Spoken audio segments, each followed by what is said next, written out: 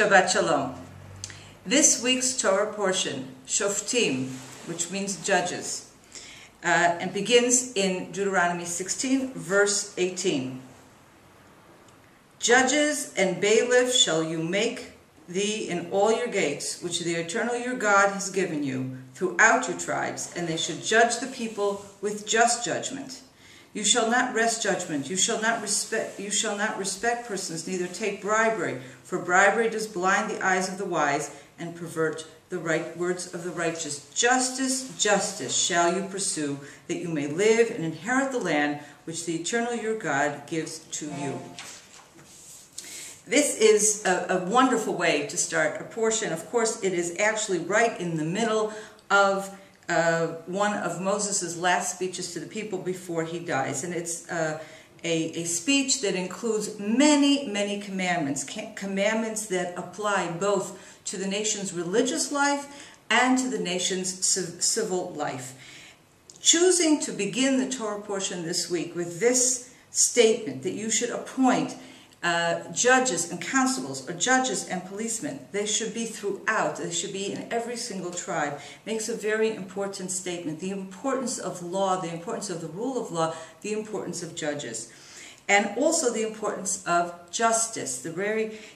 Throughout these verses that I have read, there is a constant refrain, the importance that these judges should judge the people with justice, that they should not take bribes, that they should not dispense justice in an unfair way, but rather that they should chase after and try to seek justice at every time.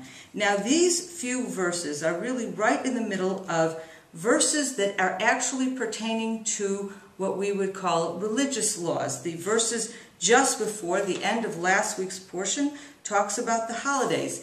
The following verses talks about the evils of pagan worship. But right after the verses that talk about the evils of pagan worship, we go back to issues having to do with law, with justice, and with judgments. And that is in chapter 17.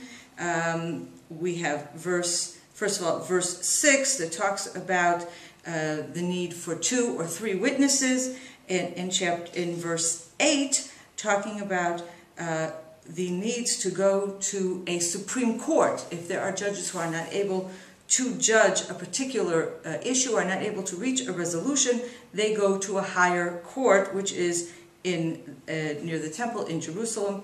The same words that are used here, go to the place that God has chosen, which we know, of course, will be Jerusalem. I think there's a very important comment here, though, in starting this Torah portion with the issue of justice and interspersing it with so-called religious laws. And I think if you notice throughout this section of Deuteronomy, Moses is giving many, many commandments.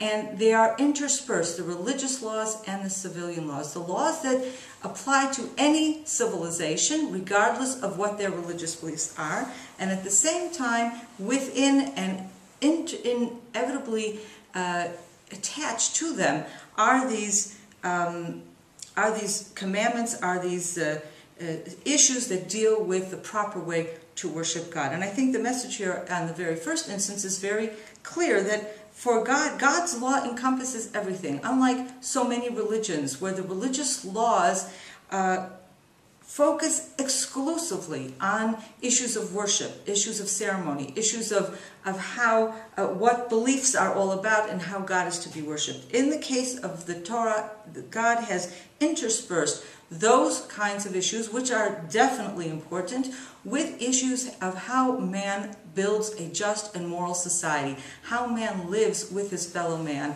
and how justice is achieved.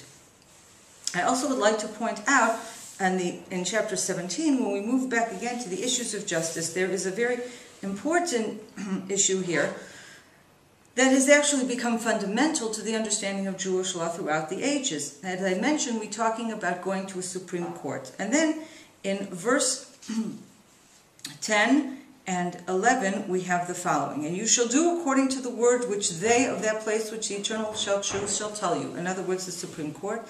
And you shall observe to do according to all that they teach you.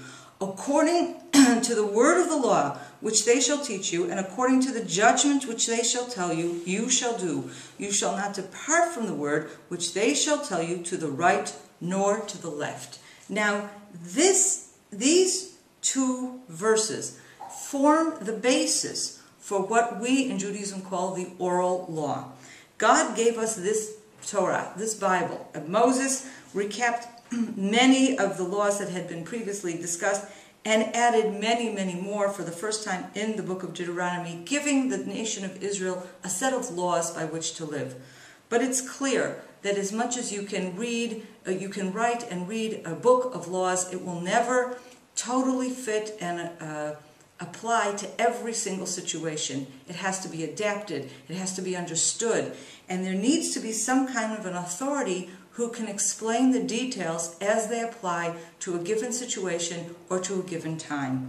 And in these verses, God has handed over that authority to the priests, to the judges that will be in that time. A system of law is already set up where God says himself, and look at verse 11, according to the word of the law, which they shall teach you. God himself hands his authority over to these men who will be inheritors of Moses, who will study from Moses, Joshua, the elders of that time, who will then pass down the word of law, the explanations, who will study the law and understand God's intentions throughout the centuries, and will enable us to have a better understanding of what it is we are supposed to do. And God says specifically, you are not to depart from the word which they shall tell you to the right nor to the left. The authority of these judges, who then become rabbis, is paramount.